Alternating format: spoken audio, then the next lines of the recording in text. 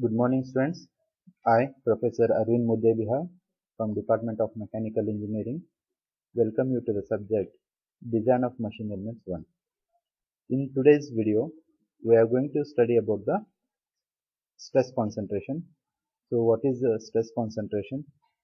What are the ways of reducing the stress concentration? That is, whether the stress concentration is advantage for the machine design or whether it is a disadvantage, and so what are the ways of reducing the stress concentration, what is a stress concentration factor, how the stress concentration factor is calculated, and what is eccentric loading, what are the effect of the eccentric loading.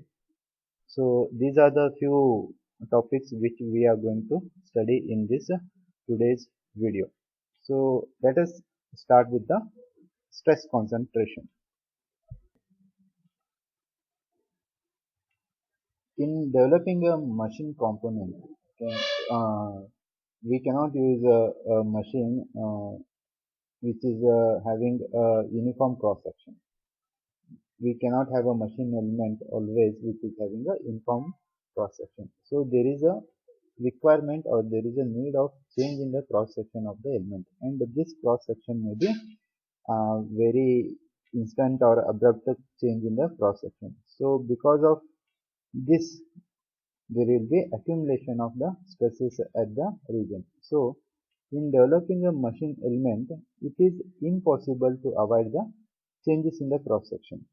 Like we can take example of we required sometimes holes on the machine element, we required notches, and we require shoulders. Like this, we required some changes in the cross section. So because of that, there will be accumulation of the stress. So in the figure, you can see that we have some typical illustration leading to the stress concentration. So here in this figure, you can see that there is a change in the cross section of the shaft what we are using, okay, from the larger diameter to the smaller diameter immediately, and there is a keyway in the shaft. Again, it is a change in the cross section. Again, because of this, there will be stress accumulation in the neighboring area. So in such conditions, any such discontinuity in a member that affects the stress distribution in the neighborhood, and the discontinuity acts as a stress riser. So another way of defining the stress concentration is it may be defined as the localization of maximum stress due to irregularities or abrupt changes of cross section. The cause of this highly localized or accumulation of stress is termed as stress riser. The principal cause of stress risers are some sort of discontinuities.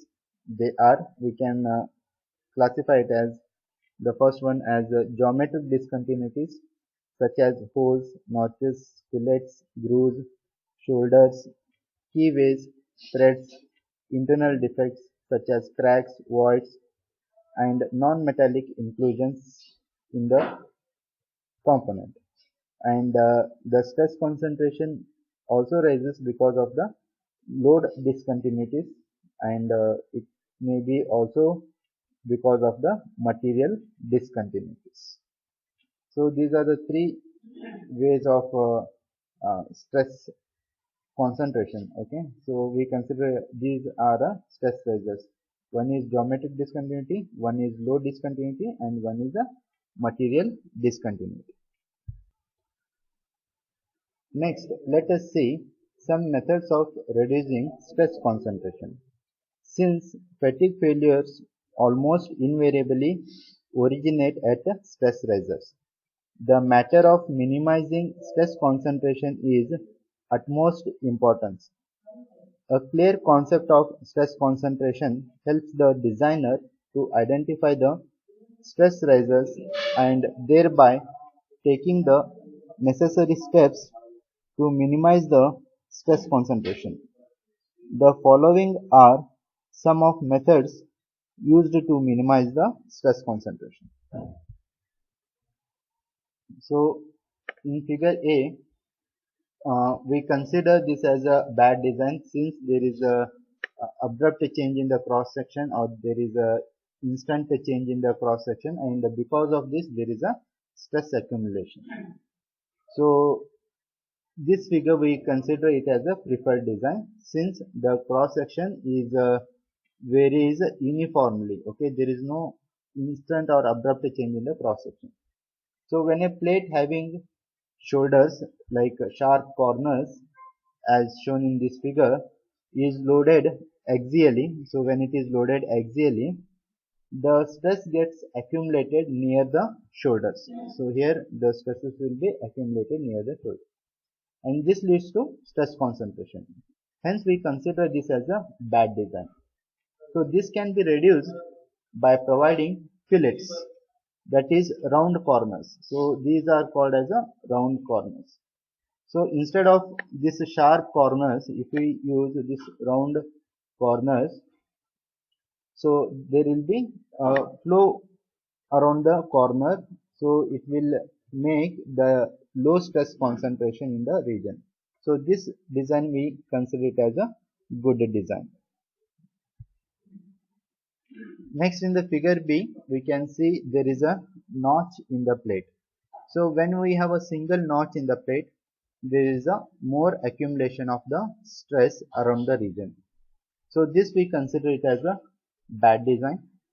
And if we use multiple notches in the plate, that makes easy flow of the stress.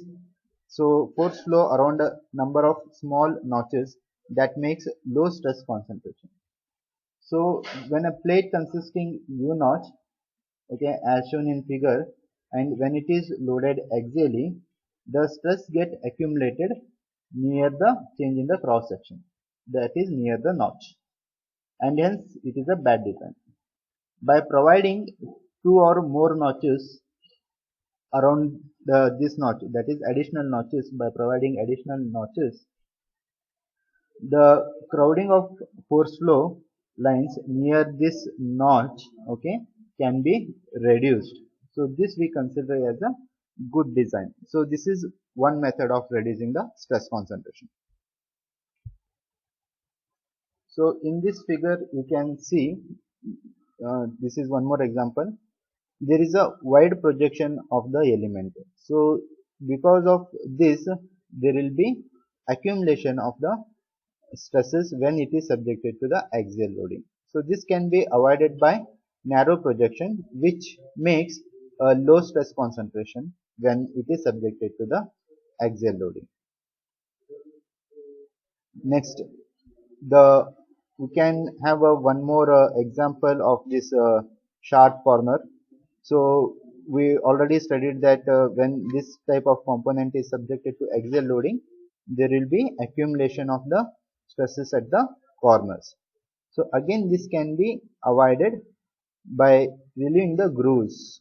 So when you provide grooves, there will be gradual change in the cross section. So that makes the easy flow of the stresses, and it will reduce the accumulation of the stresses around the corner. So this is also one way of reducing the stress concentration.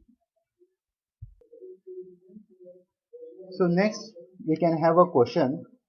So how this stress concentration is measured? So the stress concentration is measured by stress concentration factor. It is defined as the ratio of maximum stress to the nominal stress. So if you take an example here, a plate with a hole which is subjected to axial loading. Okay, the cross section of the plate is uniform. So when this plate is subjected to the axial loading, the method of calculating the stress, average stress is equal to load divided by area. Since there is a hole in the plate, okay, so this cross sectional area is calculated as B minus D into H, where B is the width of the plate, D is the diameter of the hole, and this is the thickness of the plate. So this is the formula for calculating the average stress when a plate is subjected to axial loading with a hole.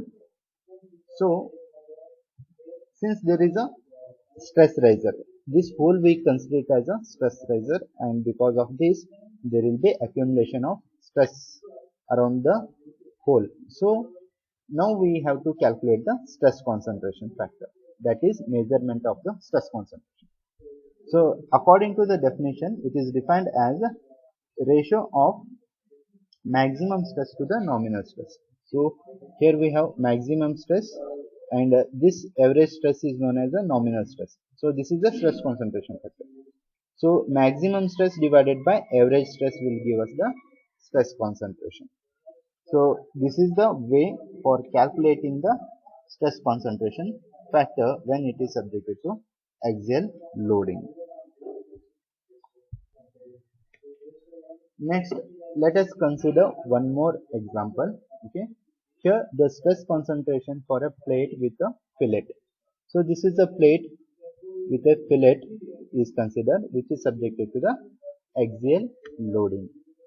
So what is the method of finding the stress concentration factor? Okay, so this graph is used for finding the stress concentration factor, and these graphs are available in the data handbook. Okay, so depending upon the shape of the element, okay, this stress concentration graph values are going to change.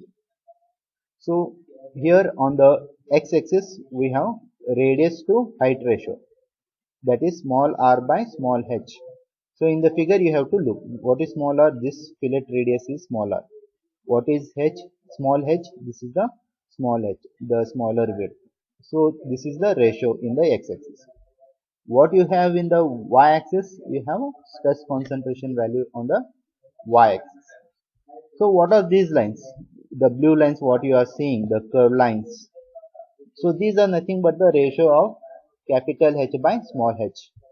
So this is the larger width, capital H by small h.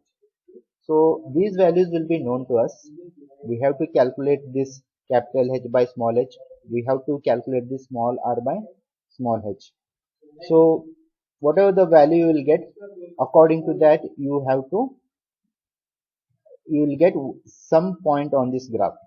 Say you have a point on this graph as here. Okay, I'm just locating this cursor here. Okay, means these values are given. I calculate small r by small h. I calculate capital H by small h, and I will get that value on the graph here. So you have to project it horizontally. When you project it horizontally, so I find that it is between 2.0 and 2.2, and I say the stress concentration factor is 2.1. So which will be used for calculating the stress concentration in the plate. So this is the way of calculating the stress concentration. Next, let us see one more example. So in this example, we can see that the cross section of the element is different. That is, it is a bar with a fillet. It is a circular bar with a fillet, and it is subjected to bending moment. In the previous case, it was subjected to axial loading. Now it is subjected to the bending moment. So again, what is there on the x-axis? We have to see it is small r by small d. So what is small r? It is fillet radius. Here you can see in the figure small r. What is small d? It is the reduced cross section, so smaller diameter. And here on the y-axis we have stress concentration values, and the blue lines. The blue lines are nothing but capital D by small d. So what is capital D? Larger diameter, and this is the reduced diameter is the small d. So these values will be known to us. So when we calculate small r by small d and capital D by small d, say I get the value somewhere here. Okay, somewhere here. So I have to project this horizontally, so it will come here. Okay, so this value is more than 1.7 because it lies between 1.6 to 1.8, and my value is lying over here. So this is the line of 1.7. So it is lying between 1.7 and 1.8. So I can consider it as 1.75 as the stress concentration factor value. Okay. So again, these graphs are available in data handbook. Okay. You have to refer the data handbook. So I would like to inform you that, okay, as early as possible, okay, you please buy a data handbook of K. Mahadevan and Balvi Reddy or H.G. Patil. I prefer, okay, K. Mahadevan and Balvi Reddy, which will be used during the or for solving the problems. Okay, so this is the way of calculating the stress concentration factor. So now you come to know about, you have studied about the what is the stress concentration, what are the way of reducing the stress concentration, how the stress concentration is measured, what is stress concentration factor, and how the stress concentration factor is uh, measured or calculated for the different cross sections. Okay. Next, we'll look into the eccentric loading. So now we'll start with the eccentric loading. Okay. So here you please refer this figure. In the figure you can see that we have a bar which is subjected to the axial compressive load. Sorry, it's subjected to the compressive load, and the line of action of the load is not coinciding with the axis of the bar, but it is parallel. So the eccentric load is basically defined as load whose line of action, okay, the load whose line of action does not pass through the axis of the column. So this is the axis of column. You can see that the line of action is not passing through the axis of column, but also the line of action of load passes through a point away from the axis of the column. So here you can see that this line of action of the load is passing away from the axis of the column. So in simple way we can say that a load which acts away from the axis of the column, then the load will be termed as a eccentric loading. So in one more way of defining this eccentric loading is nothing but an external load whose line of action is parallel. Okay, here you can see that these are parallel to each other, that is axis of the column and line of action of the load.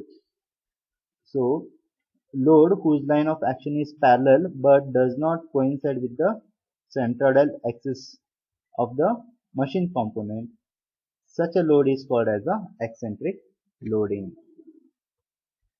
So this is the eccentric loading. So distance between the axis of column and the line of action. So this distance, what you can see, axis of the column and line of action is termed as eccentricity, and eccentricity will be denoted by symbol small e. Okay. Now let us consider one column as displayed in the figure. Okay, which is fixed at one end. Okay, here you can see that which is fixed at one end, and let us apply one load, that is load P, on the other end of the column at a distance E from the axis of the column. In simple way, okay, we can say that the column is subjected to eccentric loading. Okay, this we have already discussed why it is called as a eccentric loading. Okay, because load is acting at a distance from the axis of the column. So it is called as a column is subjected to eccentric loading. So now all these parameters will come into the picture now. So P is the eccentric load which is acting at a distance E from the axis of the column. A is the area of cross section of the column. B is the width of the cross section of the column. D is the height or depth of the section of the column. I is the area, that is moment of inertia of a column, since it's a rectangular in the cross section. Okay, here you can see that area of cross section is given by D into D. So this indicates the cross section is rectangular. For rectangular cross sectional area, moment of inertia is given by BD cube by 12. Next, M is the moment formed by the load P. So because of this eccentric loading, there is a moment in the column. That moment is calculated by T into E, that is load into eccentricity of the load. Okay, through the knowledge of mechanics of materials, we know that when a body is subjected to an axial tensile or axial compressive load, there will be only direct stress induced in the body. And similarly, when the body is subjected to bending moment, there will be only bending stresses will be induced in the body. Similarly, when a body is subjected to tensile or compressive loads and also the bending moment, in this situation, there will be direct stress and there will be bending stress in the body. So I repeat, when a body is subjected to tensile or compressive loads and also the bending moment, in this situation or in this moment, in this condition, there will be direct stresses and bending stresses produced in the body. In the case of eccentricity loading, there will be produced direct stress as well as the bending stress in the column.